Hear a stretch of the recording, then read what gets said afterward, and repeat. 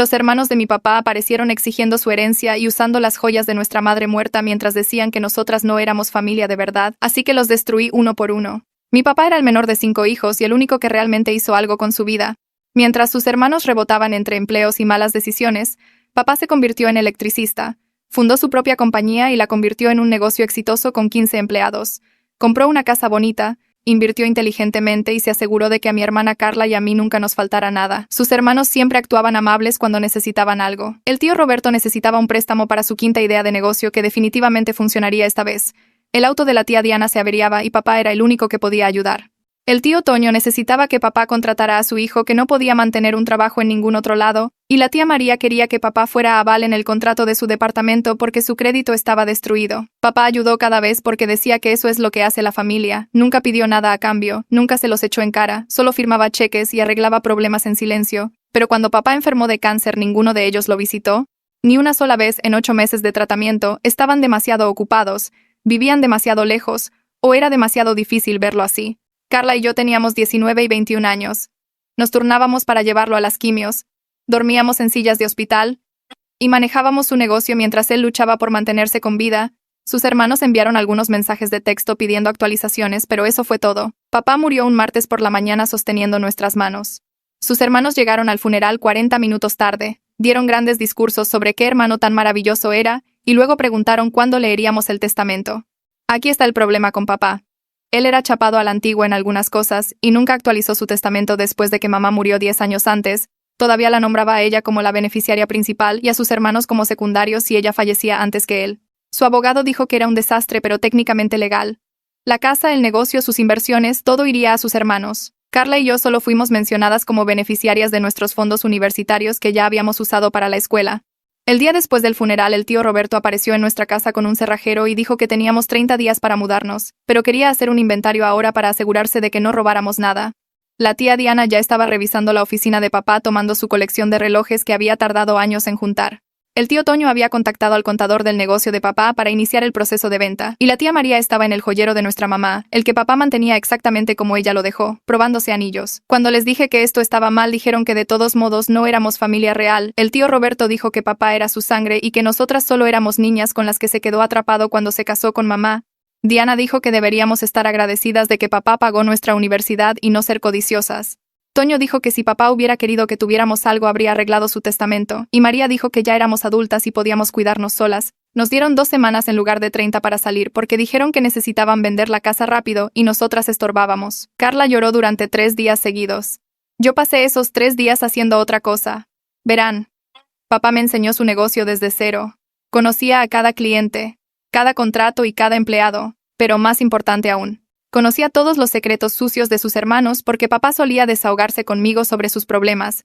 El tío Roberto había estado haciendo fraude fiscal durante años declarando gastos comerciales falsos. Papá le había ayudado a declarar correctamente el año pasado, pero Roberto volvió a sus viejas mañas. La tía Diana tenía un problema con el juego que ocultaba a todos excepto a papá, quien la había sacado de deudas 2 veces.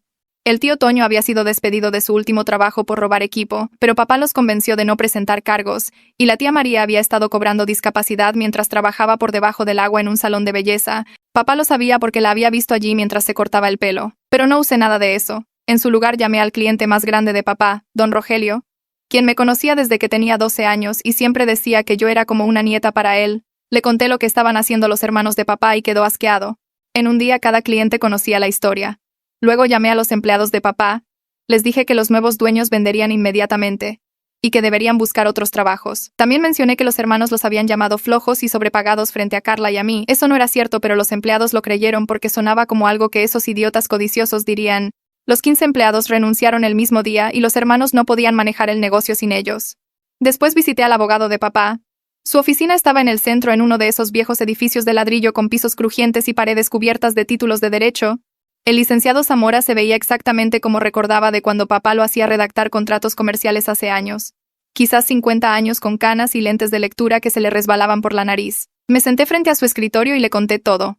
Cada detalle sobre el testamento desactualizado que aún nombraba a mamá aunque llevaba muerta una década, sobre los hermanos de papá apareciendo con un cerrajero el día después del funeral, Sobre la tía María probándose los anillos de mamá mientras nos llamaba a Carla y a mí familia falsa. El licenciado Zamora escuchó sin interrumpir, solo asintiendo y tomando notas en su libreta legal, y cuando llegué a la parte sobre el tío Roberto diciendo que papá era su sangre y nosotras solo niñas con las que se quedó atrapado, la mandíbula de Zamora se tensó.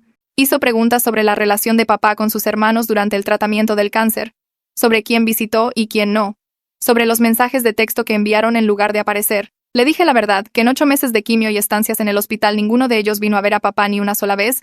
Zamora escribió eso cuidadosamente y dijo que podría haber bases legales para impugnar el testamento basado en la clara intención de papá y el abandono total de los hermanos durante su enfermedad.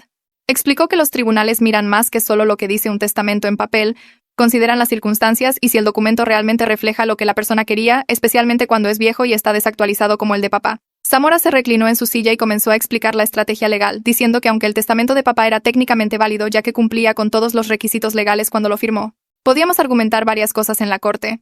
Primero estaba la influencia indebida, aunque eso era complicado ya que los hermanos no estaban cerca cuando papá hizo el testamento, pero podíamos argumentar que papá nunca lo actualizó porque confiaba en que harían lo correcto por nosotras y violaron esa confianza. Segundo era la falta de relación, mostrando que los hermanos de papá no tenían una conexión real con él en sus últimos años excepto cuando necesitaban dinero, lo que significaba que el testamento no reflejaba su estructura familiar real. Tercero y más fuerte era la obvia intención de papá de proveer para sus dependientes reales. Es decir, Carla y yo, las dos personas que lo cuidaron y manejaron su negocio mientras estaba enfermo. Zamora dijo que costaría dinero en honorarios judiciales y trabajo legal, probablemente miles de pesos que Carla y yo realmente no teníamos y tomaría meses o tal vez incluso un año resolverlo. Pero había visto casos como este tener éxito antes, especialmente cuando podías probar que las verdaderas intenciones del difunto eran diferentes de lo que decía un testamento viejo. Y pensó que teníamos una oportunidad decente, si podíamos reunir suficiente evidencia sobre la relación de papá con nosotras versus su relación con sus hermanos. Le dije a Zamora que iniciara el papeleo de la impugnación legal de inmediato, cualquier formulario que necesitara presentarse, mociones o peticiones o como sea que los abogados llamen a esas cosas. Luego me incliné hacia adelante y dije que no planeaba sentarme a esperar que los tribunales arreglaran esto, que tenía mis propios planes para manejar la situación. Zamora me miró por encima de sus lentes de lectura, con una mirada de complicidad y cautela al mismo tiempo, y dijo que no había escuchado esa última parte, pero que cualquier cosa que hiciera fuera de la sala del tribunal necesitaba asegurarme de que todo lo que hiciéramos dentro de la sala del tribunal se mantuviera limpio y legal. Dijo que presentaría agresivamente solicitudes de medidas cautelares de emergencia para evitar la venta de activos. Exigiría el descubrimiento completo de las situaciones financieras de los hermanos y su historial de relaciones con papá, haría esto tan costoso y difícil para ellos como fuera posible a través de los canales legales adecuados, y si yo casualmente les hacía la vida difícil por otros medios, bueno, él no podía controlar lo que sucedía fuera de su oficina. Me agradó Zamora más en ese momento que durante todas esas aburridas reuniones de contratos con papá, porque entendía que a veces necesitas pelear en múltiples frentes, y estaba dispuesto a hacer el frente legítimo mientras yo manejaba el resto. Esa misma tarde conduje hasta la bodega de papá, el gran edificio de metal en el parque industrial donde guardaba todo el equipo y los suministros. La camioneta del tío Toño estaba estacionada afuera, lo que hizo que se me revolviera el estómago y pude ver gente moviéndose adentro a través de las ventanas. Entré y encontré a Felipe, el electricista principal de papá que había trabajado para él durante 12 años, parado en medio de la bodega luciendo absolutamente miserable mientras otros 3 empleados empacaban herramientas y equipo bajo la supervisión del tío Toño. Felipe me vio entrar y su rostro se desmoronó. Antes de que pudiera decir nada caminó hacia mí y me abrazó, lo cual fue raro porque Felipe era un tipo rudo que nunca mostraba emoción. Se apartó y sus ojos estaban húmedos y dijo que todo esto estaba mal, que papá estaría tan enojado si pudiera ver lo que sus hermanos estaban haciendo. Pude ver al tío Toño mirándonos desde el otro lado de la bodega y comenzó a caminar con esa expresión de falsa preocupación, preguntando si necesitaba algo ya que ahora era propiedad privada. Felipe se interpuso entre nosotros y le dijo a Toño que retrocediera, que yo tenía más derecho a estar aquí que cualquiera de ellos, y vi a otros empleados dejar de empacar para ver qué pasaba. Le pregunté a Felipe si podía hablar con todos por un minuto. 5. Con todos los empleados juntos. Y Felipe asintió y comenzó a llamar a la gente. El tío Toño trató de objetar diciendo que tenían trabajo que hacer y que yo estaba interrumpiendo las operaciones comerciales, pero Felipe simplemente lo ignoró. Y en 2 minutos los 15 empleados estaban reunidos a mi alrededor en un círculo. Miré sus caras, estas personas que me conocían desde que era una niña pasando el rato en la oficina de papá durante las vacaciones de verano, que me habían enseñado a pelar cables y doblar conductos, que habían venido a mi graduación de preparatoria. Les conté todo sin endulzarlo, comenzando con cómo los hermanos de papá nunca lo visitaron ni una vez durante los 8 meses de tratamiento contra el cáncer. Como Carla y yo llevábamos a papá a las citas de quimio mientras sus hermanos estaban demasiado ocupados, les conté sobre el funeral, cómo los hermanos llegaron tarde e inmediatamente preguntaron sobre el testamento. Les conté sobre el tío Roberto trayendo un cerrajero a nuestra casa el día después de enterrar a papá, sobre la tía Diana llevándose la colección de relojes, sobre la tía María probándose las joyas de nuestra madre muerta mientras nos decía a Carla y a mí que no éramos familia real. Vi sus rostros cambiar mientras hablaba. Los vi pasar de incómodos a asqueados y luego a genuinamente enojados. Felipe habló primero con voz ronca diciendo que papá hablaba de Carla y de mí constantemente en el trabajo. Dijo que papá mantenía fotos nuestras en la pared de su oficina, fotos de nuestras graduaciones y días festivos y siempre estaba mostrando a todos nuevas fotos en su teléfono. Felipe dijo que papá dejó muy claro que nosotras éramos su mundo entero después de que mamá murió, que cada decisión que tomaba para el negocio era para construir algo que dejarnos. Otros 3 empleados de mucho tiempo intervinieron con sus propias historias hablando de cómo papá se iluminaba cada vez que Carla o yo llamábamos durante la jornada laboral, cómo presumía de mis calificaciones y los proyectos de arte de Carla, lo orgulloso que estaba cuando comencé a aprender el oficio de electricista. Un tipo llamado Jaime dijo que papá solía quejarse de que sus hermanos llamaban solo cuando necesitaban dinero, que a papá le frustraba cómo lo trataban como un banco en lugar de un hermano. Otra empleada, Sara, dijo que papá mencionó una vez que su mayor arrepentimiento era ayudar tanto a sus hermanos a lo largo de los años cuando nunca lo apreciaron ni le pagaron. Las historias seguían llegando y pude ver la cara del tío Toño poniéndose roja al darse cuenta de cuánto sabían los empleados de papá sobre la dinámica familiar. Dejé que las historias terminaran y luego les dije a todos la dura verdad sobre lo que el tío Toño y los demás estaban planeando. Dije que querían vender el negocio rápido y barato, probablemente en semanas, lo que significaba que el trabajo de nadie estaba seguro sin importar qué promesas se hicieran. Mencioné que había escuchado a los hermanos hablar sobre los empleados llamándolos sobrepagados y flojos, diciendo que papá era demasiado blando y que habrían despedido a la mitad del equipo hace años. Esa última parte no era exactamente cierta, pero sonaba como algo que esos idiotas codiciosos dirían. Y vi la cara de Felipe ponerse roja de ira. Varios otros empleados comenzaron a murmurar y el tío Toño trató de interrumpir diciendo que eso era mentira y que nunca dijo eso, pero Felipe lo cortó diciendo que no importaba si lo dijo o no porque todos podían ver qué tipo de personas eran basándose en cómo trataban a las hijas de papá. Sara dijo que no trabajaría para personas que abandonaron a papá durante el cáncer y luego llegaron como buitres para agarrar todo lo que construyó. Jaime dijo que su lealtad era a la memoria de papá, no a extraños que casualmente compartían su sangre. Los empleados comenzaron a preguntar qué podían hacer para ayudar, y pude ver el pánico del tío Toño al darse cuenta de que estaba perdiendo el control de la situación. Mantuve mi voz tranquila y dije que entendía que todos tenían facturas que pagar y familias que mantener, que no le estaba diciendo a nadie qué hacer con sus trabajos, pero sugerí que tal vez deberían pensar en sus opciones, sobre si querían trabajar para personas que estaban destruyendo todo lo que papá construyó, o si su lealtad a la memoria de papá significaba algo diferente. No dije explícitamente renuncien, no les dije directamente que se fueran, pero dejé muy claro que entendería completamente si decidieran que trabajar para los hermanos de papá no era algo que pudieran soportar. Felipe asintió lentamente y dijo que necesitaba pensar en algunas cosas y varios otros empleados hicieron eco de eso. El tío Toño comenzó a gritar sobre manipulación e interferencia, pero nadie lo escuchaba ya. Salí de la bodega sintiendo que había encendido una mecha y ahora solo tenía que esperar a ver qué tan grande sería la explosión.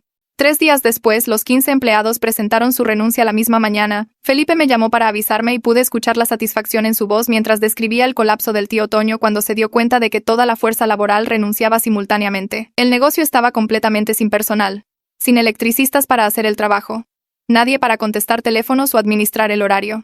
El tío Toño me llamó esa tarde gritando tan fuerte que tuve que alejar el teléfono de mi oído, acusándome de sabotaje y amenazando con demandarme por interferencia ilícita en las relaciones comerciales. Esperé hasta que se quedó sin aliento y luego dije muy tranquilamente que yo no tenía autoridad sobre los empleados de papá, ya que no era familia y no era dueña de nada. Usando sus propias palabras de la casa, le recordé que él y sus hermanos habían dejado muy claro que Carla y yo solo éramos niñas con las que papá se quedó atascado, así que ¿cómo podría yo haber influido en empleados leales para que renunciaran? Toño balbuceó y amenazó con más acciones legales, pero ambos sabíamos que no tenía caso, y aunque lo tuviera no podía pagar un abogado mejor de lo que los hermanos podían permitirse manejar el negocio sin empleados. Esa misma noche don Rogelio llamó a mi celular. Dijo que había estado escuchando cosas a través de la comunidad empresarial, historias sobre los hermanos de papá tomando la empresa y todos los empleados yéndose. Dijo que conocía a papá desde hacía 25 años, que me vio crecer de una niña pasando el rato en los sitios de trabajo a una mujer joven que entendía el oficio y quería que supiera que estaba de mi lado. Don Rogelio dijo que si había algo que pudiera hacer para ayudar, cualquier cosa, estaba listo para hacerlo, incluyendo testificar en la corte sobre las intenciones de papá si llegaba a eso. Su voz se puso ronca cuando habló de papá diciendo que mi padre era uno de los contratistas más honestos con los que había trabajado, y le enfermaba pensar en los hermanos de papá, agarrando todo mientras las hijas que realmente lo cuidaron no obtenían nada. Le agradecí, sintiendo lágrimas en mis ojos por primera vez desde el funeral. porque tener a alguien como don Rogelio en mi esquina significaba que no estaba peleando esta batalla completamente sola. A la mañana siguiente don Rogelio llamó y preguntó si podía reunirme con él para tomar un café en el restaurante de la calle 4. Llegué 15 minutos antes. Pedí café negro que realmente no quería y me senté en una mesa junto a la ventana viendo pasar los autos. Don Rogelio llegó justo a tiempo, pero no estaba solo. Otros 3 hombres entraron con él, todos con botas de trabajo y chaquetas de contratista.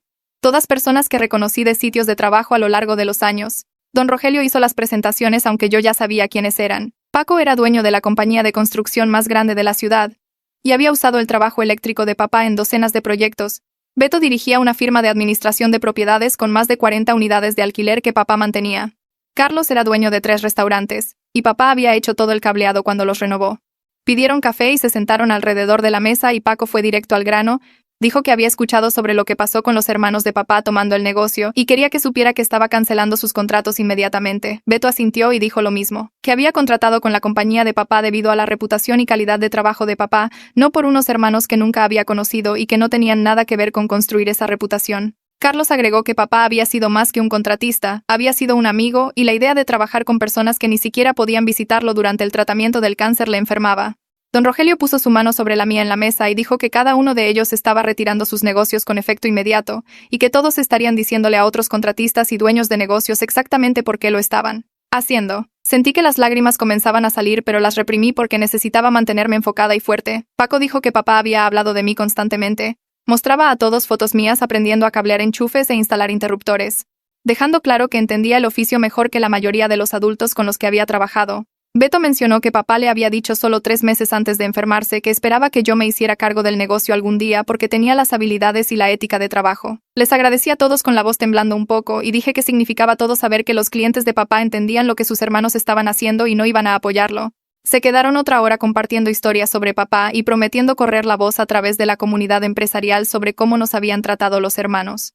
Para cuando se fueron sentí que tenía un ejército detrás de mí en lugar de pelear esta batalla sola.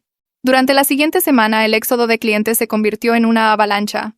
El teléfono de papá comenzó a sonar constantemente con solicitudes de cancelación, y el tío Toño tuvo que responder cada una porque no sabía cómo revisar el correo de voz. Escuché de Felipe que Toño estaba volviéndose loco gritándole al teléfono tratando de convencer a la gente de quedarse prometiendo descuentos y servicio más rápido, pero a nadie le importaban los descuentos de personas en las que no confiaban. La comunidad empresarial en nuestra ciudad era unida, y la voz corrió rápido sobre lo que había sucedido.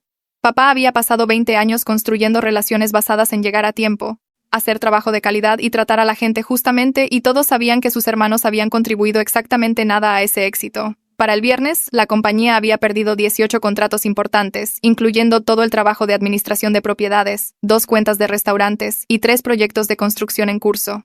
Felipe me llamaba con actualizaciones cada noche y podía escuchar la satisfacción en su voz mientras describía el pánico del tío Toño. Los hermanos habían pensado que estaban heredando una máquina de dinero, pero lo que realmente obtuvieron fue una reputación y una lista de clientes, y ambas cosas estaban desapareciendo rápido porque la reputación no se puede heredar, y los clientes pueden elegir con quién trabajar. Aparentemente la tía Diana sugirió que simplemente podían encontrar nuevos clientes, y Felipe dijo que el tío Toño se rió en su cara, y preguntó cómo exactamente planeaban hacer eso sin empleados y sin nadie que supiera hacer trabajo eléctrico. Yo estaba sentada en una cafetería el martes por la tarde trabajando en mi laptop e investigando sobre impugnaciones de testamentos cuando el tío Roberto entró, me vio inmediatamente y vino directo a mi mesa, con la cara roja y las manos temblando. Exigió saber qué le había estado diciendo a la gente. ¿Por qué estaba envenenando a los clientes de papá contra ellos? ¿Qué me daba el derecho de destruir el negocio que habían heredado? Lo miré con calma. Cerré mi laptop y dije que no le había dicho a nadie nada que no fuera cierto. Señalé que sí abandonaron a papá durante sus 8 meses de tratamiento contra el cáncer. Sí aparecieron en el funeral preguntando por el testamento. Sí aparecieron al día siguiente con un cerrajero y comenzaron a llevarse cosas y absolutamente nos llamaron a Carla y a mí no familia real, mientras la tía María se probaba las joyas de nuestra madre muerta.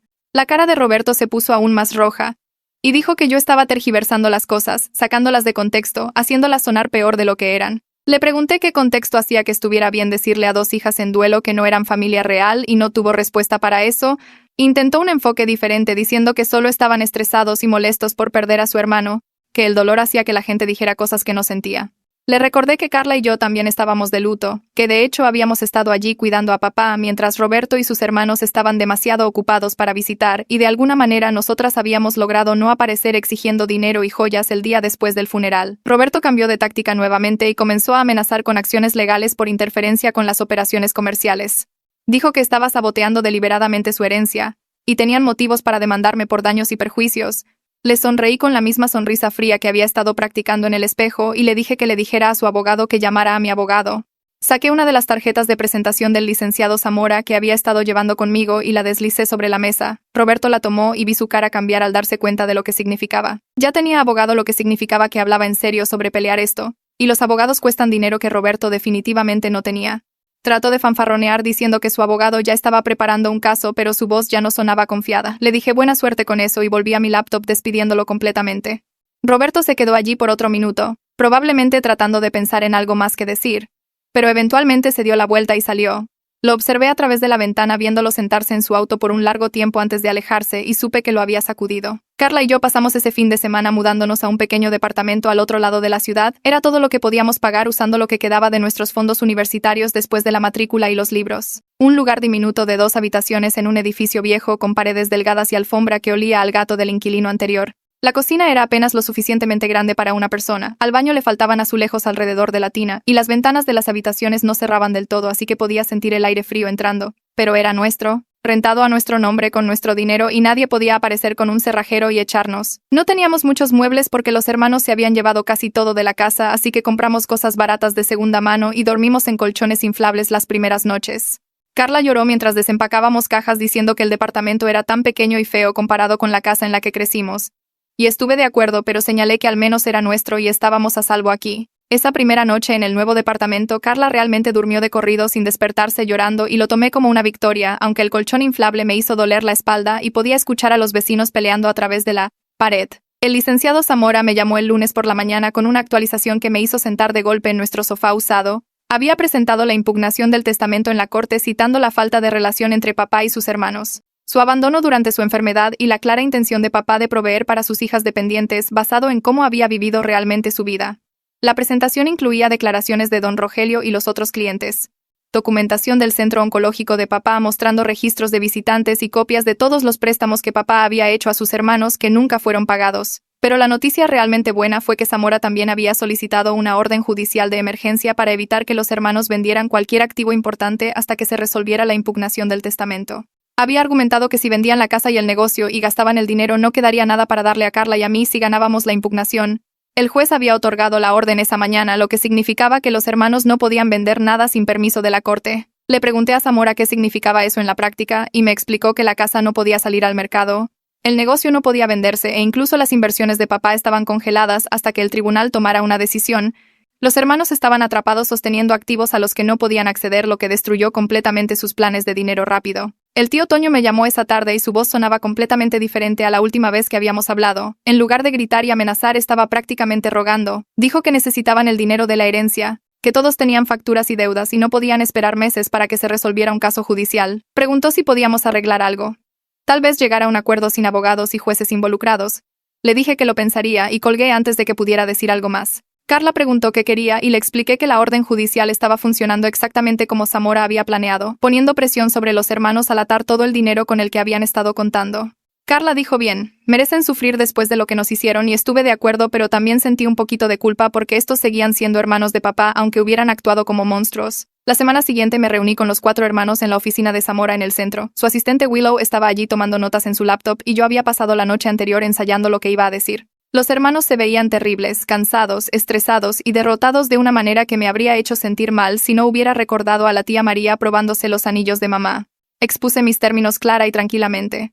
Ellos podían quedarse con la casa y dividirla entre 4, lo que le daría a cada uno una cantidad decente de dinero una vez que se vendiera. Carla y yo tomaríamos el negocio, las inversiones de papá y toda la propiedad personal, incluyendo cada pieza de joyería de mamá que la tía María llevaba puesta actualmente. Observé sus caras mientras hablaba viendo al tío Roberto hacer cuentas en su cabeza, viendo la mandíbula de la tía Diana tensarse, viendo al tío Toño mirar a la tía María como si esto fuera de alguna manera su culpa. La tía Diana habló primero diciendo que el negocio valía mucho más que la casa y la división no era justa. Le sonreí, la misma sonrisa fría que había usado con Roberto en la cafetería, y señalé que el negocio actualmente valía exactamente nada. No tenía empleados porque todos habían renunciado. No tenía clientes porque todos habían cancelado sus contratos, y no tenía trabajo en curso porque no había nadie para hacerlo.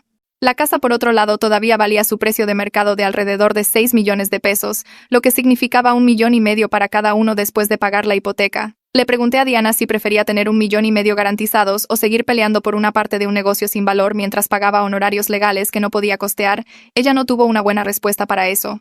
El tío Roberto argumentó que tenían derecho a todo porque eso es lo que decía el testamento. Su voz se hacía más fuerte mientras hablaba.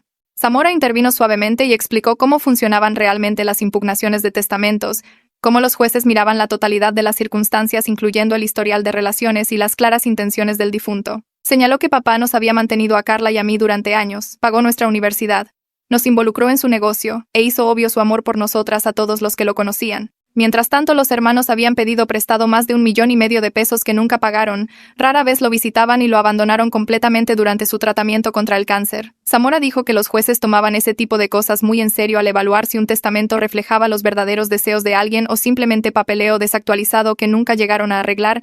También mencionó que un litigio prolongado era costoso, a menudo costando decenas de miles de pesos, y si los hermanos peleaban y perdían, podrían terminar sin nada después de los honorarios legales. Vi cómo procesaban esta información viendo el momento en que se dieron cuenta de que estaban atrapados entre aceptar mi oferta o arriesgar todo en una batalla judicial que probablemente no podían pagar y tal vez no ganarían. Los hermanos se miraron entre sí y luego a Zamora. El tío Roberto se aclaró la garganta y dijo que necesitaban tiempo para discutir esto en privado. Zamora asintió y les dijo que tenían una semana para decidir antes de que él avanzara con el litigio completo que incluiría la fase de descubrimiento de pruebas. Explicó que el descubrimiento significaba deposiciones donde tendrían que responder preguntas bajo juramento sobre su relación con papá, su paradero durante sus 8 meses de tratamiento contra el cáncer y cada transacción financiera que habían tenido con él. Willow les entregó a cada uno un resumen de una página de lo que implicaría el descubrimiento, y vi la cara de la tía Diana ponerse pálida mientras lo leía. Salieron de la oficina sin mirarnos a Carla ni a mí, y sentí una extraña mezcla de satisfacción y agotamiento invadirme.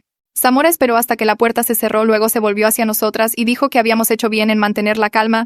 Nos dijo que usáramos la próxima semana para reunir cualquier evidencia adicional que pudiéramos encontrar, cualquier cosa que mostrara el patrón de los hermanos tomando de papá sin dar nada a cambio. Carla y yo pasamos todo el día siguiente revisando cajas en nuestro pequeño departamento, clasificando todo lo que habíamos agarrado de la casa antes de mudarnos. Encontramos una caja de zapatos llena de tarjetas y cartas que papá había guardado, y mientras las leíamos surgió un patrón que me hizo doler el estómago. Cada tarjeta de sus hermanos pedía dinero, le agradecía por dinero o prometía pagarle algún día. Tarjetas de cumpleaños, tarjetas de Navidad, tarjetas de un martes cualquiera, todas contenían solicitudes o gratitud por ayuda financiera. Mientras tanto, las tarjetas que Carla y yo habíamos enviado a lo largo de los años estaban llenas de bromas internas, recuerdos y afecto genuino sin mención de dinero en ninguna parte. Hice copias de todo y las organicé cronológicamente creando una línea de tiempo que mostraba 20 años de apoyo financiero unilateral. Carla encontró cartas que papá había escrito pero nunca enviado desahogando su frustración por ser siempre el banco de la familia, y nunca recibir ni una llamada telefónica a menos que alguien necesitara algo. Leer los pensamientos privados de papá nos hizo llorar a ambas, pero también fortaleció mi determinación de luchar por lo que él realmente quería que tuviéramos. El miércoles conduje hasta el centro oncológico donde papá había recibido tratamiento y me reuní con la enfermera jefa que había supervisado su cuidado. Su nombre era Sandra y recordaba a papá claramente porque siempre había sido educado incluso cuando se sentía terrible. Le expliqué la situación con el testamento y los hermanos y la expresión de Sandra se endureció. Sacó el registro de visitas de papá de sus archivos y ahí estaba en blanco y negro. 8 meses de tratamiento, docenas de citas y las únicas visitantes listadas éramos Carla y yo. Sandra escribió una declaración detallada describiendo cómo papá hablaba constantemente de sus hijas, cómo nos turnábamos para quedarnos con él durante las malas reacciones a la quimio y cómo había mencionado sentirse abandonado por sus hermanos que no se molestaban en visitar. Firmó y fechó. Luego me hizo prometer que le dejara saber cómo resultaban las cosas, porque papá había sido uno de sus pacientes favoritos y esta situación la ponía furiosa. El jueves por la mañana Felipe llamó y preguntó si podía pasar por nuestro departamento. Apareció una hora después con una carpeta manila llena de registros de empleo del hijo del tío Toño, cuyo nombre era Diego. Felipe había mantenido documentación detallada porque Diego había sido un problema desde el día 1, llegando tarde o no llegando, haciendo trabajo descuidado que Felipe tenía que rehacer y generalmente haciendo el trabajo de todos los demás más difícil. La gota que derramó el vaso llegó cuando Diego se presentó borracho en un sitio de trabajo y casi se electrocuta trabajando en un panel vivo. Felipe había querido despedirlo inmediatamente, pero papá había insistido en darle a Diego otra oportunidad porque la familia merecía segundas oportunidades. 2 semanas después, Diego robó 3 herramientas eléctricas costosas de la bodega y las vendió. Papá se enteró cuando una casa de empeño llamó preguntando por números de serie, pero en lugar de presentar cargos solo pagó a la casa de empeño para recuperar las herramientas y silenciosamente dejó ir a Diego. Felipe había documentado todo, incluidas las notas de papá sobre absorber el costo para evitar avergonzar a su hermano. Esto contradecía directamente las afirmaciones del tío Toño de ser cercano a papá y ayudar a construir el negocio, ya que su propio hijo había robado de ese negocio y papá lo había encubierto para proteger la reputación de Toño. Llamé a don Rogelio esa tarde y le pregunté si estaría dispuesto a escribir una declaración oficial sobre su relación con papá y observaciones sobre los hermanos. Dijo que haría algo mejor que eso y me invitó a su oficina a la mañana siguiente. Cuando llegué el viernes, don Rogelio había preparado una declaración jurada de 5 páginas describiendo 25 años de amistad y tratos comerciales con papá. Había incluido incidentes específicos como la vez que el tío Roberto le pidió a papá 200,000 pesos para una empresa comercial, y papá pidió prestado contra su casa para ayudar solo para que el negocio de Roberto fracasara en 3 meses, y el préstamo nunca se pagara. Don Rogelio detalló cómo papá había apoyado a todos sus hermanos financieramente mientras construía su propia compañía desde la nada, cómo papá había hablado de querer que Carla y yo eventualmente nos hiciéramos cargo del negocio, y cómo papá había expresado dolor porque sus hermanos solo llamaran cuando necesitaban dinero. Otros 3 clientes de mucho tiempo también habían preparado declaraciones después de que don Rogelio los contactara, y todos pintaban la misma imagen de papá siendo usado por sus hermanos durante décadas, mientras no recibía nada a cambio. El sábado me reuní con Nicole, la contadora, en una cafetería del centro. Trajo su laptop y una carpeta gruesa de registros financieros que abarcaban 15 años. Nicole había sido la contadora de papá desde que inició el negocio y había rastreado cada préstamo, cada regalo, cada transacción financiera que había tenido con sus hermanos. El total llegaba a casi 1,5 millones de pesos a lo largo de los años, con exactamente 0 pesos pagados de vuelta. Había impreso copias de cheques, transferencias bancarias y las notas escritas a mano de papá sobre cada transacción. Algunas de las notas me rompieron el corazón. Una de hace 6 años decía que le había prestado a la tía Diana 100,000 pesos para deudas de juego y se sentía culpable por facilitar su problema, pero ella era familia y no podía decir que no. Otra de hace 3 años mencionaba darle dinero al tío Roberto para su renta porque Roberto había llamado llorando y papá se sentía obligado a ayudar, aunque Roberto nunca cumplía con las promesas de arreglar su vida. Nicole también había encontrado notas donde papá expresaba frustración porque sus hermanos se aprovecharan de su éxito, pero había escrito que la familia significaba ayudar incluso cuando dolía. Organizó todo en un informe profesional con resúmenes y totales, haciendo imposible argumentar que los hermanos tenían algún tipo de relación recíproca cercana con papá. Ese mismo fin de semana comencé a investigar la situación financiera actual de cada hermano usando registros públicos y redes sociales. El arrendador del tío Roberto había presentado un aviso de desalojo hace 3 meses, lo cual era registro público en el juzgado. El auto de la tía Diana había sido embargado el mes pasado y encontré la presentación de la compañía de embargos en línea. El tío Toño acababa de perder otro trabajo, lo cual supe porque su esposa había publicado en Facebook quejándose de ello y preguntando si alguien estaba contratando. La revisión de discapacidad de la tía María se acercaba el próximo mes, lo cual encontré a través de un amigo mutuo que mencionó que María estaba estresada por ello. Los 4 apenas sobrevivían financieramente, lo que explicaba su desesperación por agarrar la herencia de papá rápidamente. Necesitaban dinero de inmediato y no podían permitirse una larga batalla legal, lo que significaba que mi estrategia de hacer que el negocio no valiera nada mientras protegía nuestra posición legal estaba funcionando exactamente como lo planeé. Me sentí un poco culpable por investigar sus problemas tan a fondo, pero luego recordé a la tía María probándose los anillos de mamá y llamándonos no familia real y la culpa desapareció. La fecha límite llegó el martes, y los hermanos regresaron a la oficina de Zamora luciendo peor que antes. El tío Roberto tenía ojeras y la tía Diana se mordía las uñas nerviosamente. El tío Toño miraba al suelo y la tía María parecía haber estado llorando recientemente. Zamora preguntó si habían llegado a una decisión y Roberto habló por el grupo en voz baja. Admitió que no podían permitirse pelear una batalla legal prolongada con deposiciones y costos judiciales, y estaban dispuestos a negociar si Carla y yo todavía estábamos abiertas a ello. Zamora me miró y asentí. Había estado pensando en la oferta toda la semana y decidí revisarla ligeramente para hacerla más atractiva mientras protegía lo que más nos importaba. Expuse los nuevos términos clara y tranquilamente. Obtendrían la casa para dividirla en 4, lo que después de pagar la hipoteca restante y los honorarios de la inmobiliaria le daría a cada uno alrededor de 1,5 millones de pesos. Carla y yo tomaríamos el negocio, todas las inversiones de papá que valían alrededor de 4 millones en total, toda la propiedad personal incluyendo herramientas y equipo y la camioneta de papá. También tenían que devolver cada pieza de joyería de mamá inmediatamente, incluyendo los anillos que la tía María se había llevado. La habitación permaneció en silencio por un largo momento. La tía Diana comenzó a objetar que el negocio valía más que la casa. Pero Zamora le recordó gentilmente que el negocio actualmente no tenía empleados, ni contratos activos, ni clientes, haciendo que su valor real fuera cercano a 0. La casa, sin embargo, todavía mantenía su valor de mercado independientemente del drama familiar. La tía María comenzó a llorar y dijo que 1,5 millones no era suficiente después de todo lo que papá les había hecho pasar mientras crecían. Mi ira estalló caliente e inmediata. Me incliné hacia adelante y pregunté qué exactamente les había hecho pasar papá, además de trabajar duro y tener éxito mientras ellos tomaban malas decisiones y fracasaban repetidamente. Zamora puso una mano en mi brazo para calmarme, pero estaba cansada de que se hicieran las víctimas cuando habían abandonado a papá durante el cáncer y luego aparecieron exigiendo todo lo que él había construido. Carla apretó mi otra mano debajo de la mesa y tomé aliento forzándome a mantener la calma aunque quería gritar. El tío Toño intentó un enfoque diferente con un tono suplicante. Dijo que papá hubiera querido que los cuidaran, ya que eso es lo que hace la familia.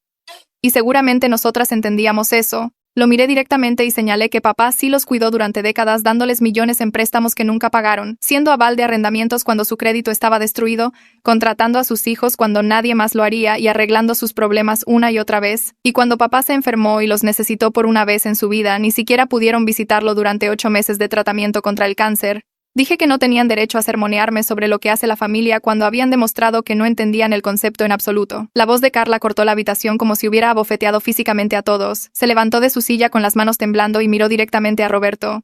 «¿Ustedes no tienen derecho a hablar de lo que hace la familia?», dijo con palabras temblorosas pero claras. «No después de que nos llamaron familia falsa mientras la tía María se probaba los anillos de nuestra madre muerta el día después del funeral de papá». Su voz se quebró en la última palabra, pero siguió adelante. «No después de que ninguno de ustedes lo visitó una vez durante 8 meses de quimio, mientras nosotras dormíamos en las sillas del hospital y sosteníamos su mano a través de cada tratamiento». La habitación se quedó completamente en silencio. La tía Diana miró hacia su regazo con la cara roja. El tío Toño se movió en su asiento y no quiso mirar a los ojos a Carla. Incluso la tía María dejó de llorar y solo miró a la mesa. Carla se volvió a sentar respirando fuerte y me estiré para apretar su mano debajo de la mesa. Zamora se aclaró la garganta y sugirió que tomáramos otro descanso, tal vez tomar un poco de aire y pensar en las cosas. Todos se levantaron lentamente con las sillas raspando contra el piso. Me dirigí al pasillo, pero el tío Roberto me alcanzó antes de llegar a la puerta. Me llevó a un lado cerca del dispensador de agua, lejos de todos los demás. Su cara se veía más vieja de lo que recordaba. Cansada y triste, admitió que arruinaron todo. Dijo que el dolor y ver todo ese dinero los hizo actuar como monstruos, y que lamentaba genuinamente lo que nos dijeron a Carla y a mí en la casa. Su voz era tranquila, casi un susurro, como si no quisiera que los demás lo escucharan disculpándose. Lo miré por un largo momento recordando cómo apareció con ese cerrajero, cómo dijo que papá se quedó atascado con nosotras. Le dije que un lo siento no arreglaba nada. No nos devolvía esas semanas que Carla pasó llorando hasta dormirse. No deshacía lo que dijeron o hicieron. Pero también dije que estaba dispuesta a resolver esto porque papá no querría años de batallas judiciales, incluso si estuviera furioso por cómo nos trataron. Roberto asintió lentamente y dijo que convencería a los demás de aceptar nuestros términos. Dijo que pelear dejaría a todos sin nada y al menos de esta manera obtendrían algo de la casa. Caminó de regreso a la sala de conferencias luciendo derrotado. Nos volvimos a reunir 10 minutos después y todos tomaron sus asientos nuevamente. Roberto habló por el grupo diciendo que aceptarían el acuerdo. Casa dividida en 4 entre los hermanos, todo lo demás para Carla y para mí. Zamora sacó su laptop y comenzó a escribir inmediatamente redactando el papeleo allí mismo mientras todos seguían de acuerdo. Imprimió todo en la impresora de Willow en la habitación contigua. Trajo 3 copias y todos las leímos cuidadosamente. El lenguaje legal lo hacía oficial. La casa se vendería y las ganancias se dividirían equitativamente entre los 4 hermanos después de pagar la hipoteca y los honorarios de la inmobiliaria, activos comerciales, inversiones, propiedad personal y todos los artículos de valor sentimental para Carla y para mí. Todas las joyas de mamá debían devolverse inmediatamente.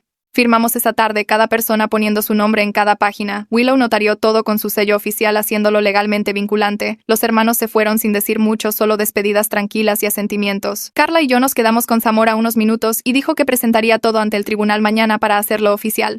La mañana siguiente se sintió rara, como si el aire fuera diferente de alguna manera. Carla y yo manejamos a la casa a las 9, y los 4 hermanos ya estaban esperando en el porche delantero. La tía María bajó los escalones tan pronto como nos vio sosteniendo el joyero de mamá con ambas manos. Sus manos temblaban cuando me lo dio. No dijo nada, solo lo entregó y dio un paso atrás. Lo abrí allí mismo para revisar y todo estaba adentro.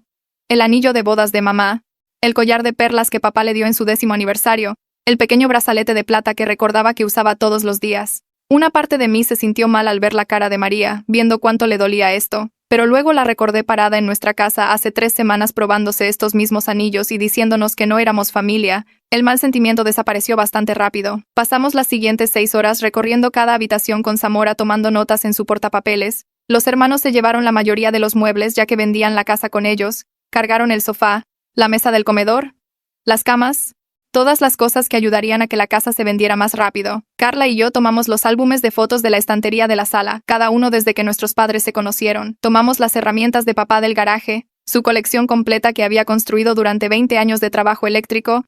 Tomamos las cosas de mamá de su armario que papá nunca tiró, su suéter favorito, sus libros y sus suministros de pintura. Tomamos los artículos que significaban algo que tenían recuerdos en lugar de solo valor monetario. Fue agotador tomar decisión tras decisión sobre objetos que representaban la vida entera de nuestros padres juntos. El tío Toño trató de llevarse la costosa sierra de mesa de papá del garaje alrededor de la hora 4. Dijo que papá se la prometió hace años, que papá le dijo que podía tenerla algún día. Estaba a punto de discutir, pero Felipe apareció justo en ese momento. Lo había invitado como testigo para exactamente este tipo de situación. Felipe caminó directo hacia Toño y dijo que eso no era cierto. Dijo que papá le dijo específicamente que esa sierra sería para mí algún día, ya que yo era la única que aprendió el oficio y realmente la usaría correctamente. La cara de Toño se puso roja, pero no discutió con Felipe, simplemente se alejó y dejó la sierra donde estaba. Al atardecer la casa estaba casi vacía, excepto por los muebles grandes que los hermanos venderían con la propiedad. Carla y yo caminamos una última vez solo nosotras dos, nuestros pasos resonando en los pisos desnudos. Dejamos la habitación de papá para el final. Carla abrió la puerta y entró y vi su cara desmoronarse. Rompió a llorar diciendo que se sentía como si lo estuviéramos perdiendo todo de nuevo. Se deslizó por la pared y se sentó en el piso sollozando en sus manos.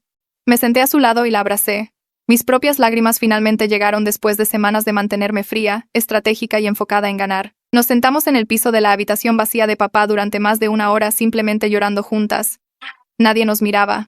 Nadie necesitaba que fuéramos fuertes o enojadas o tácticas. Lloramos por papá, por perderlo demasiado joven, por la forma en que sus hermanos nos trataron, por tener que revisar toda su vida y empacarla en cajas. Carla apoyó su cabeza en mi hombro y sostuve su mano y nos permitimos sentir todo lo que habíamos estado reprimiendo durante semanas. La semana siguiente pasó en un borrón de papeleo y llamadas telefónicas. La casa salió al mercado el martes con un agente inmobiliario que contrataron los hermanos. Se vendió para el viernes por casi 6 millones de pesos, lo cual fue más de lo que esperábamos. Después de que la inmobiliaria tomó su 6% y el banco cobró la hipoteca restante, cada hermano terminó con 1.300.000 pesos. Aceptaron el dinero sin quejarse, probablemente porque sabían que era más de lo que habrían obtenido si nos hubieran peleado en la corte y perdido. Roberto llamó para confirmar que recibió el cheque y su voz era tranquila y agradecida. Diana envió un mensaje de texto diciendo gracias. Toño y María no se comunicaron en absoluto. Carla y yo tomamos nuestra parte de todo lo demás. El negocio de papá, sus inversiones, su camioneta, toda la propiedad personal. Teníamos la parte difícil por delante. Averiguar cómo dirigir realmente una compañía eléctrica a los 21 y 19 años. Pero teníamos algo que los hermanos nunca tuvieron. Teníamos personas que creían en nosotras. Empleados que nos recordaban creciendo alrededor del negocio. Clientes que confiaban en el juicio de papá al enseñarnos. Nos teníamos la una a la otra y teníamos el legado de papá que proteger, lo cual resultó valer más que cualquier cantidad de dólares que sus hermanos pudieran haber obtenido vendiendo todo pieza por pieza. Comencé a llamar a Felipe a la mañana siguiente y contestó al segundo timbre. Nos reunimos en la bodega donde operaba la compañía de papá y el lugar se sentía vacío sin el ruido habitual de empleados cargando camiones y organizando suministros. Felipe se veía cansado como si no hubiera estado durmiendo mucho desde que sucedió todo. Nos sentamos en la vieja oficina de papá y expuse mi plan para reconstruir el negocio con Carla y conmigo, dirigiéndolo en lugar de dejar que los hermanos lo vendieran por partes. Felipe escuchó atentamente asintiendo, y cuando terminé de hablar dijo que había estado esperando que encontrara una manera de salvar la compañía, porque papá pasó 20 años construyendo algo bueno que merecía sobrevivir. Durante la siguiente semana contactamos a los 15 ex empleados a través de llamadas telefónicas y mensajes de texto. Felipe sabía la mayoría de sus números de memoria ya que había trabajado junto a ellos durante años. 12 de ellos acordaron regresar una vez que escucharon que Carla y yo nos estábamos haciendo cargo completamente, y los hermanos no tendrían ningún control sobre las operaciones o decisiones. Los 3 que no regresaron ya habían encontrado otros trabajos que pagaban mejor o estaban más cerca de casa, lo cual entendí aunque dolió un poco. Recuperar a don Rogelio como cliente se sintió como el paso más importante. Lo llamé y le pregunté si estaría dispuesto a reunirse y me invitó a su oficina esa misma tarde. Su compañía de construcción ocupaba un gran edificio en el centro con su nombre en el frente en letras de bronce. Cuando entré se levantó de detrás de su escritorio y me abrazó como si fuera realmente su nieta, no solo alguien cuyo papá había contratado para trabajo eléctrico. Le expliqué que Carla y yo estábamos tomando el negocio de papá y queríamos probar que podíamos mantener la misma calidad y confiabilidad por la que papá era conocido. Don Rogelio ni siquiera dudó antes de decir que nos daría un contrato comercial importante para la renovación de un centro comercial que comenzaba el próximo mes. Dijo que las hijas de papá dirigiendo la compañía con sus valores significaba más para él que ir con algún contratista aleatorio que no conocía o en el que no confiaba. En 2 semanas, don Rogelio le había dicho a la mitad de los dueños de negocios en la ciudad que continuábamos el trabajo de papá, y varios de ellos se comunicaron con proyectos más pequeños para probarnos. Carla tomó una decisión que me sorprendió, pero también tenía mucho sentido. Vino a mí 3 semanas después de que comenzamos a reconstruir y dijo que quería tomarse un semestre libre de la universidad para ayudar a dirigir la oficina del negocio a tiempo completo. Había estado manejando la programación y las llamadas de clientes a tiempo parcial mientras aún intentaba asistir a clases y la estaba desgastando hasta el punto en que no estaba haciendo ninguna de las dos cosas bien. Me sentí culpable porque pausara la escuela, pero insistió en que papá querría que trabajáramos juntas para salvar su compañía en lugar de que ella luchara con clases en las que no podía concentrarse de todos modos. Estuvimos agotadas esos primeros meses aprendiendo todo sobre la marcha. Yo manejaba el trabajo técnico y las reuniones con clientes, ya que había estado alrededor del negocio desde que tenía 12 años y sabía cómo funcionaban los sistemas eléctricos. Carla manejaba la oficina lidiando con la facturación y la programación, y asegurándose de que todos recibieran su pago a tiempo. Los empleados fueron pacientes con nuestros errores, como cuando coticé un trabajo por 40,000 pesos menos porque olvidé tener en cuenta los costos de los permisos, o cuando Carla agendó doble a 3 tipos para el mismo horario. Recordaban a papá enseñándonos cuando éramos niñas, mostrándome cómo cablear enchufes en la bodega o dejando que Carla practicara contestando teléfonos durante las vacaciones de verano. Felipe especialmente hizo todo lo posible para ayudar revisando mis estimaciones antes de enviarlas a los clientes y cubriéndome cuando arruinaba una línea de tiempo. Nicole se quedó como nuestra contadora, lo que se sintió como un gran alivio, ya que ni Carla ni yo entendíamos muy bien los márgenes de ganancia o las obligaciones fiscales. Pasó horas explicando cómo leer estados financieros y por qué necesitábamos apartar dinero para impuestos trimestrales en lugar de gastar todo lo que entraba. Una tarde, unas 6 semanas después de comenzar a dirigir las cosas, nos dijo que papá estaría orgulloso de lo rápido que estábamos aprendiendo y lo duro que estábamos trabajando para preservar lo que construyó. Carla comenzó a llorar allí mismo en la oficina de Nicole, lágrimas de felicidad por primera vez en meses, y Nicole la abrazó y dijo que lo decía en serio. 3 meses después de que papá murió, el negocio se había estabilizado lo suficiente como para que pudiera respirar sin sentir que todo podría colapsar. Teníamos contratos estables alineados para los próximos 2 meses, la mayoría de nuestros empleados de regreso y trabajando horas regulares y suficiente dinero entrando para cubrir la nómina y los gastos. No estábamos obteniendo las ganancias que papá obtenía todavía porque aún estábamos reconstruyendo nuestra reputación y probándonos ante clientes que no nos conocían, pero todos recibían su pago. Las luces permanecían encendidas y estábamos reservando nuevos trabajos cada semana, lo que se sentía como una victoria considerando dónde habíamos comenzado. Me encontré con la tía Diana en el supermercado un sábado por la tarde cuando estaba comprando café y cenas congeladas porque Carla y yo estábamos demasiado cansadas para cocinar comida real. Estaba en la sección de verduras mirando lechugas marchitas y cuando me vio su cara se puso pálida como si quisiera desaparecer. Tuvimos una conversación incómoda donde admitió que el dinero de la casa ya casi se había ido. Había usado la mayor parte para pagar deudas de juego que había acumulado en 3 casinos diferentes. Y ahora estaba en bancarrota de nuevo sin nada que mostrar. Se veía terrible, agotada y avergonzada con ojeras y ropa que ya no le quedaba bien. Luego preguntó si el negocio de papá podría necesitar otra persona de oficina, su voz tranquila y desesperada. Me sentí mal por ella en ese momento viendo lo bajo que había caído, pero también recordé cómo revisó la oficina de papá el día después de su funeral, y se probó los anillos de mamá mientras nos llamaba no familia real. Le dije a Diana honestamente que no podía confiar en ella después de todo lo que pasó durante la batalla por la herencia. Le expliqué que contratarla sería malo para la moral de los empleados, ya que todos los que trabajaban para nosotras sabían exactamente cómo ella y los otros hermanos nos habían tratado a Carla y a mí cuando papá murió. Ella asintió como si esperara esa respuesta. No discutió ni trató de hacerme cambiar de opinión. Solo se alejó luciendo derrotada con los hombros encorvados. Me quedé allí en el supermercado sintiéndome culpable, pero sabiendo que había tomado la decisión correcta porque traerla al negocio habría sido un desastre para todos los involucrados. Carla comenzó a tener pesadillas aproximadamente un mes después de que nos mudamos a nuestro departamento. Se despertaba gritando sobre el cerrajero apareciendo en la casa, o sobre el tío Roberto diciendo que no éramos familia real, o sobre la tía María usando las joyas de mamá y riéndose. Algunas noches la escuchaba llorar a través de la pared de la habitación e iba a sentarme con ella hasta que se volvía a dormir. El consejero de duelo que encontramos a través de nuestro nuevo seguro médico del negocio la ayudó a procesar todo. Carla iba cada martes por la tarde y lentamente las pesadillas se volvieron menos frecuentes. El consejero dijo que Carla estaba lidiando tanto con el duelo regular por perder a papá como con el trauma de cómo sus hermanos nos trataron cuando éramos más vulnerables y que tomaría tiempo trabajar en ambas cosas. El tío Roberto me llamó 4 meses después del acuerdo. Su voz nerviosa en el teléfono cuando preguntó si podíamos hablar. Acepté reunirme con él en una cafetería del centro, territorio neutral donde ninguno de los dos tenía ventaja. Llevé la tarjeta de presentación de Zamora en mi bolsillo por si acaso Roberto intentaba algo, pero cuando apareció solo se veía cansado y triste, no enojado o amenazante. Quería disculparse adecuadamente sin abogados presentes, dijo.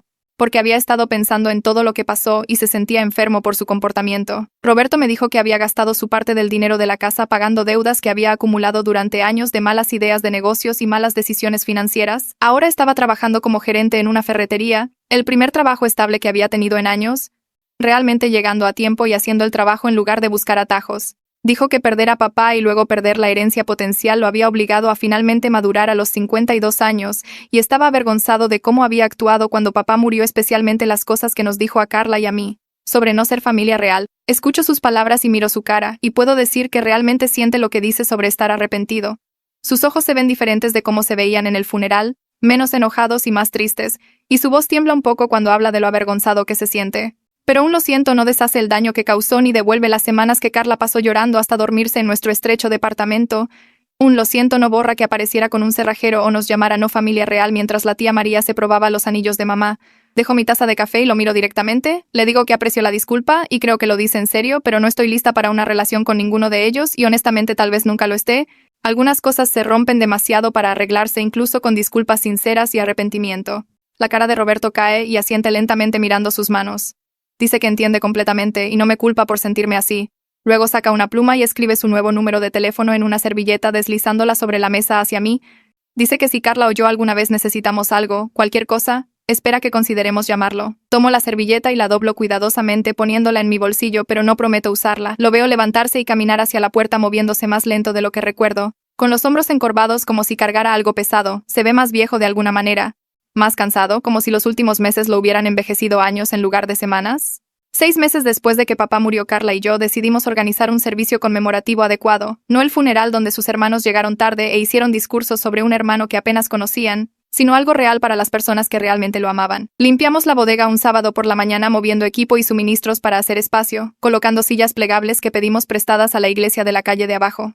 Carla cuelga fotos de papá, imágenes de diferentes años mostrándolo en sitios de trabajo, con empleados, sosteniéndonos de bebés, parado junto a mamá antes de que se enfermara. Traigo la cafetera favorita de papá de casa y la coloco en una mesa con tazas y algunas galletas de la panadería que solía visitar todos los domingos. Los empleados comienzan a llegar alrededor de las 10, los 15, incluidos los 3 que no volvieron a trabajar para nosotras. Felipe aparece primero usando corbata, lo cual nunca lo he visto hacer, llevando flores. Don Rogelio viene con su esposa y nos abraza a Carla y a mí por un largo tiempo sin decir nada. Algunos de los otros clientes de mucho tiempo de papá aparecen, personas que lo conocieron durante años y le confiaron sus edificios y negocios. El viejo amigo de papá del ejército viene y el tipo que era dueño del restaurante donde papá desayunaba todos los martes. Para las 11 la bodega está llena de gente, tal vez 30 en total, todos hablando en voz baja y mirando fotos y compartiendo café. Carla y yo nos paramos al frente juntas y comienzo agradeciendo a todos por venir.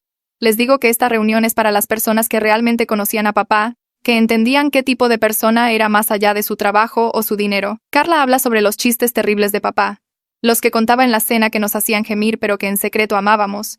Describe su perfeccionismo sobre el trabajo eléctrico, cómo rehacía un panel entero si un cable no estaba perfectamente recto y cómo esa misma atención al detalle aparecía en todo lo que hacía, incluyendo hacer nuestros almuerzos para la escuela. Comparto historias sobre su generosidad tranquila, la forma en que contrataba a alguien que necesitaba una segunda oportunidad o pagaba la reparación de un cliente cuando estaban luchando financieramente. La gente ríe y llora y asiente con la cabeza reconociendo al papá que estamos describiendo. Felipe se levanta a continuación sin que se lo pidan y camina hacia el frente. Su voz se quiebra un poco cuando comienza a hablar explicando cómo papá lo contrató recién salido de la escuela técnica hace 20 años cuando nadie más quería darle una oportunidad. Dice que papá le enseñó todo lo que sabe sobre trabajo eléctrico, sobre dirigir un negocio, sobre tratar a los empleados de manera justa y con respeto. Felipe describe cómo papá nunca gritaba incluso cuando alguien se equivocaba, solo les mostraba la manera correcta y esperaba que aprendieran de los errores. Habla sobre la integridad de papá, su negativa a tomar atajos incluso cuando los clientes presionaban por un trabajo más barato y rápido, y cómo eso construyó una reputación de la que todos podían estar orgullosos. Don Rogelio va después contando historias de 25 años de negocios juntos. Habla sobre la honestidad de papá, cómo te decía el costo real y el tiempo, incluso si eso significaba perder el trabajo, y cómo nunca prometía algo que no podía cumplir. La voz de don Rogelio se pone espesa cuando describe la amabilidad de papá, la forma en que se preocupaba por la gente y recordaba detalles sobre sus familias y sus vidas. Carla y yo hablamos de nuevo al final hablando de papá como un padre que nos hizo sentir amadas y apoyadas cada día, que aparecía en cada evento escolar y cada momento importante, que construyó una vida donde siempre nos sentimos seguras y valoradas. Ninguno de los hermanos de papá asiste al memorial. Le envié a Roberto un correo electrónico al respecto la semana pasada, un mensaje corto con la fecha y la hora, y él respondió diciendo gracias por avisarle, pero no creía que fuera apropiado que vinieran. Parte de mí siente un pequeño dolor por su ausencia, alguna parte estúpida que todavía quiere que les importe papá de la manera en que nos importa a nosotras, pero principalmente se siente correcto que no estén aquí. Esta reunión es para personas que realmente conocían y amaban a papá, no para personas que lo veían como una fuente de dinero, y luego lo abandonaron cuando se enfermó. Todos aquí tienen recuerdos reales, historias reales, duelo real. Los hermanos solo estarían fingiendo, actuando una tristeza que realmente no sienten, y papá merece algo mejor que eso incluso en la muerte. El negocio sigue creciendo constantemente durante el verano y hasta el otoño. Para el 8º mes realmente estamos obteniendo ganancias después de cubrir todos los gastos y la nómina. El número todavía parece pequeño comparado con lo que papá ingresaba, pero Felipe explica que lo estamos haciendo muy bien para una compañía que básicamente comenzó de nuevo desde cero hace 6 meses. Puedo darles a todos pequeños aumentos, solo unos 10 pesos la hora, pero suficiente para mostrar que apreciamos que se queden con nosotras a través del caos. Los empleados parecen genuinamente felices de estar de vuelta trabajando juntos. Varios de ellos me dicen que están orgullosos de trabajar para las hijas de papá y continuar su legado, lo que me hace llorar cada vez. Estamos obteniendo nuevos clientes también. No solo los que regresan, sino personas que escuchan sobre nosotras por don Rogelio y otros clientes satisfechos. La reputación que papá construyó se está llevando adelante, y la gente confía en nosotras porque somos sus hijas y aprendimos de él. Carla toma una decisión en septiembre que me sorprende. Me dice que quiere volver a la escuela pero solo a tiempo parcial, tomando clases de administración de empresas en el colegio comunitario mientras sigue ayudando con el trabajo de oficina. Explica que quiere entender mejor las operaciones de la compañía. Quiere poder ayudarme más efectivamente con el lado financiero y de planificación de las cosas. Le pregunto si está segura. Si tal vez quiere terminar su carrera a tiempo completo y hacer otra cosa con su vida en lugar de estar atrapada en el negocio de papá. Carla niega con la cabeza firmemente y dice, esto no es estar atrapada, esto es elegir continuar algo significativo. Ha encontrado un propósito en ayudar a dirigir el negocio de papá, y le ha dado una manera de mantenerse conectada a su memoria que se siente positiva y productiva en lugar de solo triste. Viéndola investigar clases y llenar formularios de inscripción me doy cuenta de que está sanando a su manera, construyendo algo bueno a partir del dolor. Una tarde en octubre estoy subida en una escalera pasando cable a través de un techo cuando algo hace clic en mi cabeza. Estoy usando el viejo cinturón de herramientas de papá usando técnicas que me enseñó, resolviendo problemas de la manera que me mostró hace años.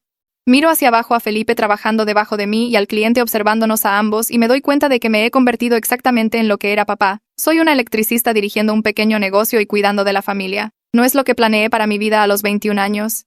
Tenía ideas vagas sobre tal vez volver a la escuela, tal vez viajar, tal vez averiguar qué quería hacer realmente con mi futuro, pero esto se siente correcto de alguna manera. Se siente como que estoy donde se supone que debo estar. Cada vez que un cliente complementa nuestro trabajo o nos agradece por llegar a tiempo o menciona que escuchó cosas buenas sobre nosotras, siento que papá está orgulloso de mí. Estoy llevando adelante lo que él construyó, manteniendo los estándares que estableció, tratando a la gente de la manera que me enseñó a tratarla. El tío Toño me envía un mensaje en Facebook en noviembre. Su mensaje es largo y divagante hablando sobre cómo su hijo ha estado sobrio durante 4 meses y realmente está tratando de cambiar su vida. Toño dice que su hijo necesita un nuevo comienzo, necesita que alguien le dé una oportunidad y pregunta si podríamos considerar entrevistarlo para un puesto de nivel de entrada. Promete que su hijo es diferente ahora, más maduro, más responsable. Miro el mensaje por un largo tiempo antes de mostrárselo a Carla. Ella lo lee e inmediatamente niega con la cabeza diciendo absolutamente no. Le digo que al menos deberíamos pensarlo, tal vez discutirlo, pero Carla señala que el hijo de Toño ya tuvo una oportunidad con papá y la arruinó robando y apareciendo borracho. Felipe está de acuerdo con Carla cuando lo menciona en el trabajo al día siguiente, explicando que traer al hijo de Toño a la compañía destruiría la moral y haría que todos se sintieran incómodos dada la historia. Le respondo a Toño esa noche manteniendo mi respuesta educada pero firme, le digo que me alegra que su hijo esté mejor, pero no podemos tomar ese riesgo dado lo que pasó antes, y dado cómo su padre nos trató a Carla y a mí después de que papá murió. Toño no responde. La tía María me llama 2 semanas después y casi no contesto cuando veo su nombre en mi teléfono, pero la curiosidad gana y contesto. Está llorando tan fuerte que apenas puedo entenderla al principio. Cuando finalmente se calma lo suficiente para hablar claramente, me dice que su fraude de discapacidad fue reportado al Estado y la están investigando. ¿Podría enfrentar cargos? ¿Podría tener que devolver años de beneficios? ¿Podría incluso ir a la cárcel? Pregunta si le dije a alguien sobre ella trabajando por debajo del agua en el salón, su voz acusadora incluso a través de las lágrimas. Le digo honestamente que no. No la reporté. Aunque no fingiré que lamento que haya sucedido ya que estaba cometiendo fraude. María comienza a gritar entonces llamándome de todo, diciendo que destruí su vida y que debería estar avergonzada de mí misma. La dejo gritar por 1 minuto antes de interrumpir.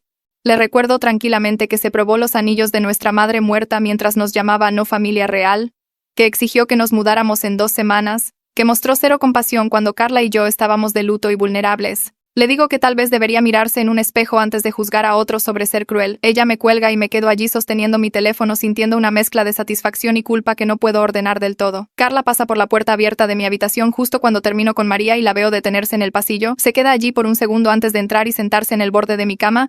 Pregunta si estoy bien con cómo resultó todo.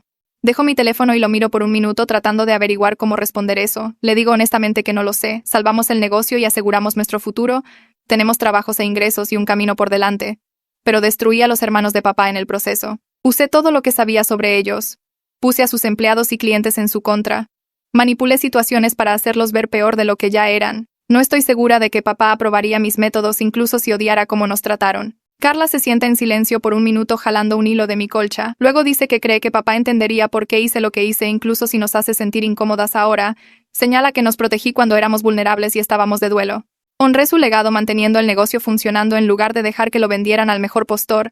Eso importa más que ser amable con personas que fueron crueles cuando más necesitábamos familia. Quiero creerle, pero sigo viendo la cara del tío Roberto cuando se dio cuenta de que el negocio no valía nada sin empleados. La tía Diana llorando por sus deudas de juego. El tío Toño siendo despedido de nuevo. La tía María enfrentando cargos de fraude. Yo hice eso, no directamente con María, pero puse todo lo demás en movimiento. 10 meses después de la muerte de papá, Carla y yo firmamos un contrato de arrendamiento en una casa pequeña con opción a compra. Usamos las ganancias del negocio y lo que queda de nuestros fondos universitarios para el depósito y el primer mes de renta. La casa es quizás la mitad del tamaño de la que crecimos con 2 habitaciones diminutas y una cocina que apenas nos cabe a las 2 al mismo tiempo. Pero es nuestra. Nadie puede decirnos que nos vayamos. Nadie puede aparecer con un cerrajero. Nadie puede inventariar nuestras cosas como si fuéramos ladronas. Pasamos un fin de semana mudándonos con la ayuda de Felipe, llenando las paredes con fotos de mamá y papá, arreglando muebles que compramos en la venta de garaje de nuestra antigua casa. Carla cuelga el joyero de mamá en su tocador donde puede verlo cada mañana.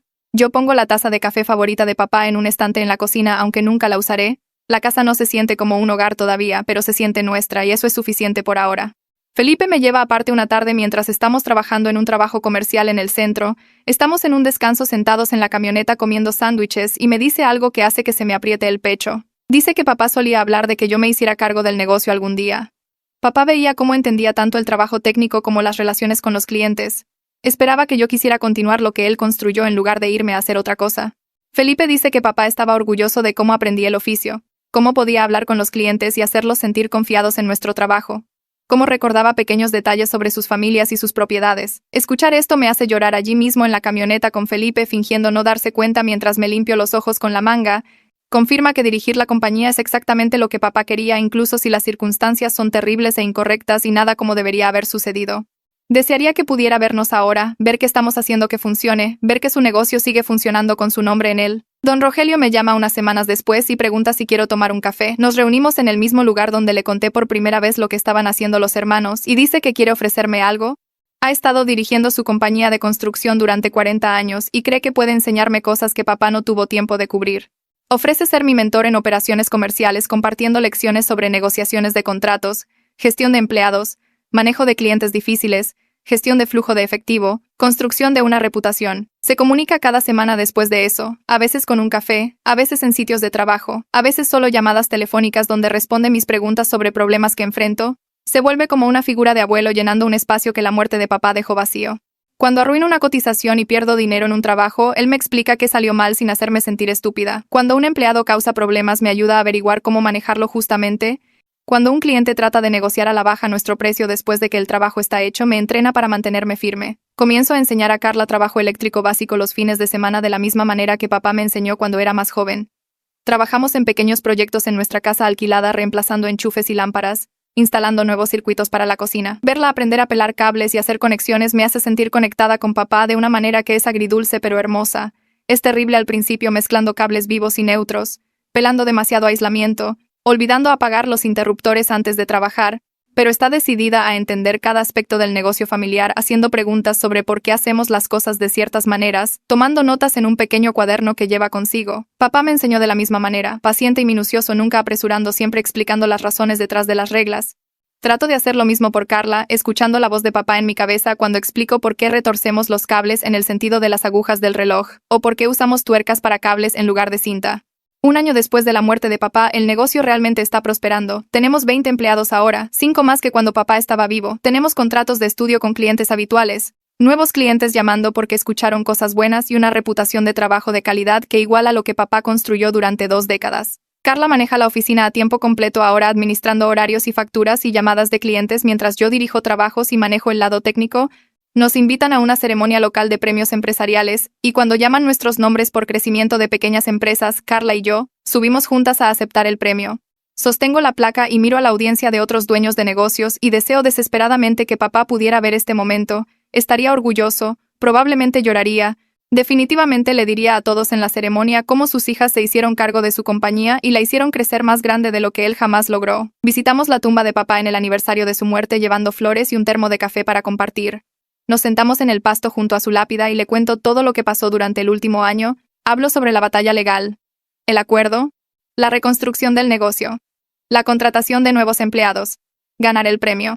Admito en voz alta que no estoy segura de haber hecho todo bien. Tal vez fui demasiado despiadada con sus hermanos. Tal vez debería haber intentado más trabajar con ellos en lugar de destruirlos. No sé si aprobaría mis métodos, aunque creo que odiaría cómo nos trataron. Carla se sienta a mi lado arrancando pasto y escuchando mientras hablo con la lápida de papá como si pudiera escucharme. Parte de mí espera que pueda. Parte de mí se alegra de que no pueda ver en lo que me convertí para protegernos. Carla habla después de que termino, su voz tranquila, dice que cree que deberíamos tratar de perdonar a los hermanos eventualmente, no por su bien sino por el nuestro, para no cargar con la ira para siempre. Dice que aferrarse al dolor y la rabia nos envenenará con el tiempo, nos hará amargadas y sospechosas, nos convertirá en personas que papá no reconocería. No estoy lista para eso todavía siento el aguijón del tío Roberto llamándonos no familia real mientras estaba parado en nuestra sala con un cerrajero. Todavía veo a la tía María probándose los anillos de mamá con dedos codiciosos. Todavía escucho al tío Toño hablando de vender el negocio de papá rápido y barato. Pero aprecio que Carla esté pensando en sanar en lugar de quedarse estancada en el dolor. Tal vez algún día llegaré allí también. Tal vez algún día podré pensar en ello sin sentir que mi mandíbula se aprieta y mi estómago se revuelve, pero hoy no.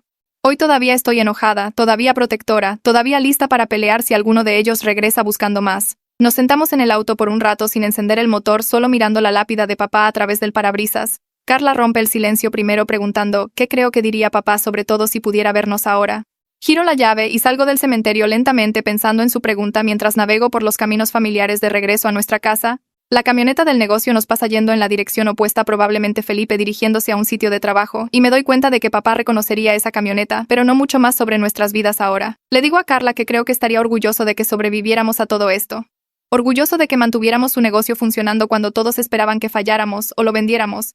Probablemente estaría un poco sorprendido también, tal vez incluso divertido de que sus 2 hijas tranquilas, que solían esconderse detrás de él en las reuniones de negocios, se convirtieran en mujeres que negocian contratos y manejan empleados, y ya no se dejan pisotear por nadie. Carla asiente y se limpia los ojos diciendo que espera que él entienda por qué tuvimos que ser tan duras con sus hermanos, por qué no podíamos simplemente dejar que se llevaran todo. Me estiro y aprieto su mano diciéndole que papá nos enseñó a defendernos y proteger lo que importa y eso es exactamente lo que hicimos. La vida no es perfecta ahora, ni siquiera cerca, todavía estamos de duelo cada día, todavía aprendiendo cómo dirigir un negocio sin la guía de papá, todavía lidiando con el desastre complicado de la traición familiar y las batallas legales que dejaron cicatrices en ambas. Pero Carla y yo estamos construyendo algo bueno juntas, algo que honra la memoria de papá viviendo con la misma honestidad y trabajo duro que nos mostró cada día de nuestras vidas. El negocio está creciendo constantemente con nuevos contratos llegando mensualmente. Estamos financieramente estables por primera vez desde que papá se enfermó, y lo más importante nos tenemos la una a la otra, que es exactamente lo que papá hubiera querido más. Ya no solo estamos sobreviviendo, apenas raspando y esperando que las cosas mejoren, estamos realmente prosperando, dirigiendo una compañía exitosa que todavía lleva el nombre de papá en cada camión y tarjeta de presentación, llevando adelante sus valores de trabajo de calidad y trato justo que hicieron que los clientes confiaran en él durante décadas. Algunos días todavía son realmente difíciles, cuando vemos algo que nos recuerda a papá o cuando tenemos que tomar una gran decisión sin su consejo, pero enfrentamos esos días difíciles juntas y eso hace toda la diferencia.